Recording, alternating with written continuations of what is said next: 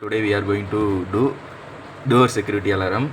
The using components are breadboard, battery, 2.2 ohm resistance, and IR sensor, LED, buzzer, and some connecting wires. We are going to do this project by IR sensor. Connect the battery positive to the breadboard. Connect the battery negative to this breadboard. Now connect battery positive terminal to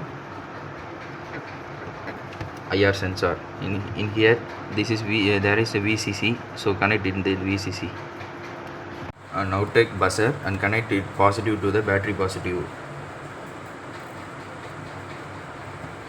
Now connect the negative terminal of the battery to the IR sensor. Here we have to connect in the GNT terminal. Now connect the buzzer negative to the breadboard. Take output from the buzzer negative and give it to the IR sensor out. Now connect resistance and the LED as per the buzzer connection. Now connect the battery to the circuit. Imagine this is a door. If we open this, the buzzer will on, it will make sound and the LED will blink.